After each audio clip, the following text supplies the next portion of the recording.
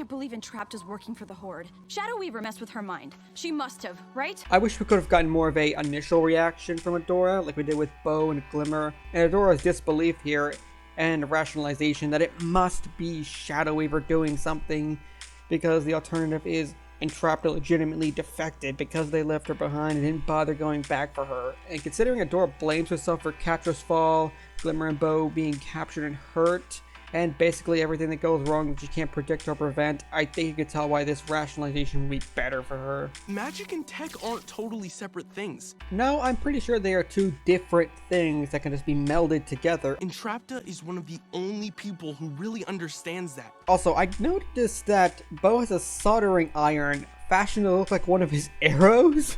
I mean, points for branding and style. It looks cool, but I'm pretty sure real soldering irons have this long and pointed tip for ease of use. The tip of Bo's, I feel, is making his job unnecessarily complicated. And that's not idle fact, that's called hard speculation on my part. Spotted buildings ahead. The outpost is close. Okay, so the point of this outpost they're going to is considered a major farming outpost for the rebellion by the character's own admission. Alwyn is the rebellion's biggest supplier of supplies. And the description of the episode says as much, but well, look at the place. Does this location look as if it's been providing the most food when the town itself looks this small, lacks any uniformity in its apple tree locations, has no crop diversity, and a lot of thick foliage on the ground that doesn't seem to grow any food? This place does not look as if it's feeding an allegedly massive kingdom's military. If you're an aspiring writer, please try and remember that what you decide to visually portray versus what the characters say in relation to the location has to match up, or you're just going to look inconsistent. This happens a lot with the world building of this show, from Plumeria being this pacifist kingdom that was somehow to remain close to the Horde and out of its control for years, to the Selenia Sea Gate that was somehow able to keep the Horde out without any real defensive measures besides a gate and a wall. A nasty issue with the show is always going to be a lax approach towards actually flushing the world out to make it feel realistic, which is a seriously important consideration when crafting Ascendant, because if it doesn't feel real, why should anyone take it seriously? This place also can't be that important because they only sent 3 people and a talking horse to check it out, even though they think the Horde might be involved in taking out their food supply. So now these 4 have to figure out the mystery behind why this entire town just up and left. Even if people used to tell stories about Alwyn being haunted. Haunted? Like with ghosts? Yeah, the real reason why Alwyn is cluttered up like this is because allegedly ghosts are haunting the place, and the writers wanted the location to look the part with it being nighttime. It looks abandoned in a hurry, and there's this fog everywhere, and Swiftfoot goes on to say he feels off about this place to create this creepy vibe and... Huh. Well, Shadow Weaver used to tell me about ghosts when I was a kid in the Horde. Well, did anyone actually fall for this idea that ghosts were around Alwyn, or did you instantly knew this was going to be a false flag? Like the story of the Weeping Princess? A vengeful spirit who roams Etheria looking for victims. Now, after the other stuff for a moment, like Entrapta with the B-plot, she is working on a device with a properly looking soldering iron, and for some reason the table she's on keeps rattling. All she seems to be doing is leaning her arm on the table while she holds the device in her hand. So why this thing is shaking so much, and why does this episode imply that some random bolt placed underneath it loose is the problem? I mean legit, why is this bolt even there? It doesn't look like it serves a purpose beyond precipitating the need for Entrapta to look for the right wrench for the job. Besides her, we have Catra trying to better establish her position with Hordak. She finally got Shadow Weaver out of the way as she wanted, yet things turn out to be not as simple as she presumed. Hordak calls her out for getting captured so easily, and ultimately not winning much with her incursions into the Whispering Woods, and the man just straight up turns off the atmosphere in part of the room. And the man is just smiling there while she loses air like the Earth Queen in Korra. Do you know what the definition of failure is? Is when something ceases to serve a purpose. I'm pretty sure Google was gonna fight you on that. Then Catra assures once more she will defeat the princesses, and Hordak just dismisses her because, well, she is his second in command. She should already be doing that. I'm certain Catra has been giving it her all. Tearing down the princesses and getting revenge against Adora are one and the same. I've been a little busy coming closer than anyone ever has to conquering the planet for— Although coming close to winning really doesn't mean anything in warfare. Not that anybody seems to care. I care. That little look Catra gives Scorpia is the closest thing to an acknowledgement towards Scorpia, and it's like the first time it's ever happened. She really doesn't see Scorpia as much of a companion or partner at this point, but it's getting there. 3rd Battalion is refusing to fight because they don't have armor. Catra then discovers this job isn't as simple as she presumes. Fine, give them the armor. But the armory is out of armor. Yeah, a lot of logistics goes into planning a military assault. Have them make more. They're out of the shiny stuff that they need to make armor. Catra has been Hordak's second in command for over a month now, but apparently didn't know any of this stuff. This 3rd Battalion apparently sent in 6 requests for body armor, and nobody has noticed until Scorpia randomly pulls the files. The ones she explains were once owned by Shadow Weaver, whom Catra didn't even bother to, I don't know, look around the woman's room for information on her role. Just assuming warfare was all about attacking and little else. And I guess she still never made any attempt to go to a force captain's orientation, even though she acknowledged it had importance through her new role. And now it's to go on a wild goose chase to figure out how to get armor to the troops she needs. You'd think that would be as simple as just walking up to a logistics officer. Well, they should have someone like that here if someone's compiling reports like this. And Entrapta is still looking for the tool she needs. But it's the principle. Always use the proper tool for the job. I guess adjustable wrenches don't exist in the She-ra universe? I saw one in Hordak's lab. Okay, one might call how Catra just grabs her and starts being harsh excessive, but this is Entrapta we're talking about.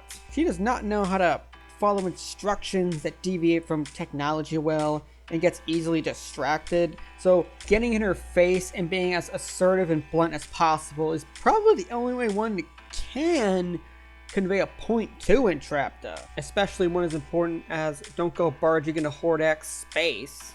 I need you to promise that you will stay away from Hordak. But if she never finds out, does it count? Back in Alwyn, the place is still a ghost town, and Scooby-Doo and the mystery gang search around for clues. I don't know if it's just my experience with breaking down shows and movies, or just them constantly overreacting to things like it's Shaggy and Scooby with 2 additions. I'll let you decide on who is who here. But watching this, I just knew it wasn't going to be ghosts or anything related to the sorts, and the real reveal wasn't going to be all that exciting.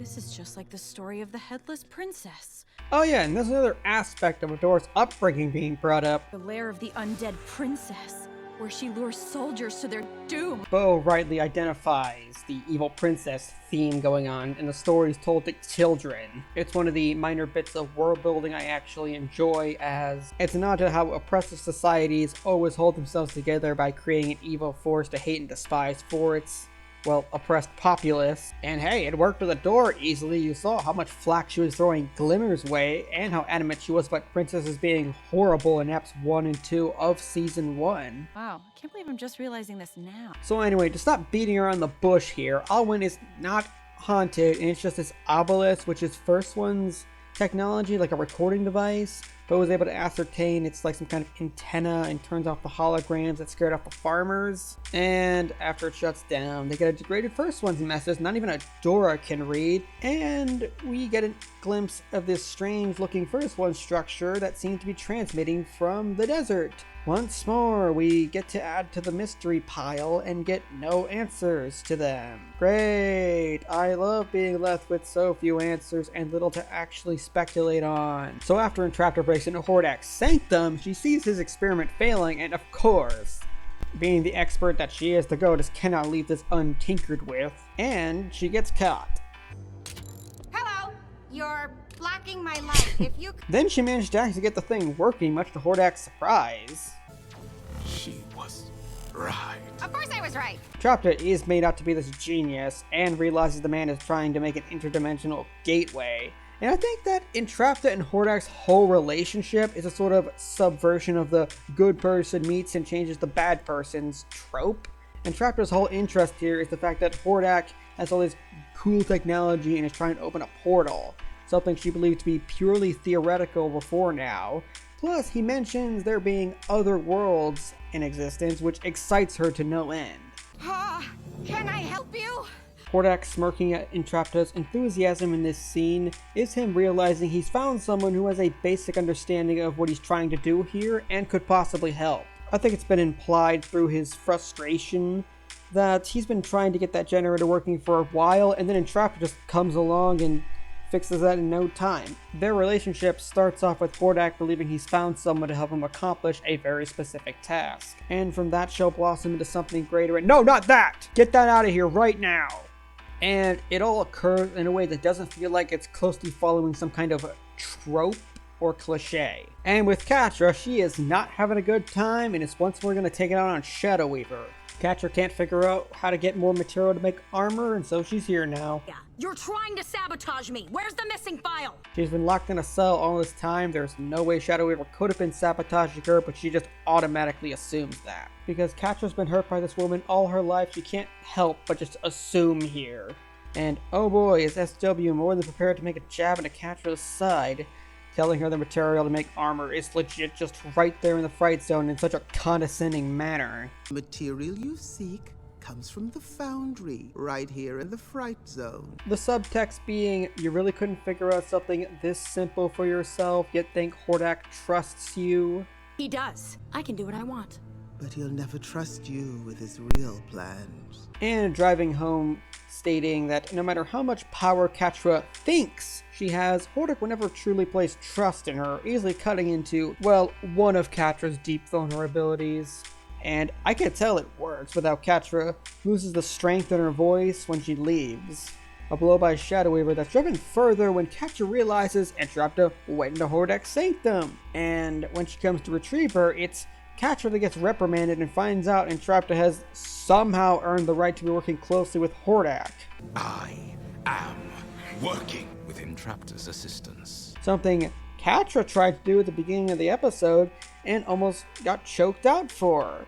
Yet here is Entrapta, barely been with the Horde for a month and barely interacted with Hordak, suddenly at his side. And Catra can only hold this look of surprise, then hardens when leaving, as if having flashes to when she tried accomplishing anything for Shadow Weaver, only to be snubbed for it and cast away for someone better for seemingly unspecified reasoning to her. Yeah, that's never gonna stew into something greater later on, I'm sure. So that was episode 3 for season 2 of Overanalyzing She-ra. If you like this video and want to see more, then hit that thumbs up and the subscribe button, then bell to get notifications about the next episode. I'll try and update this series every Thursday, so please share with other fans, and also check out my channel for my video essays, music analysis, and complex character series. You might find them enjoyable as well.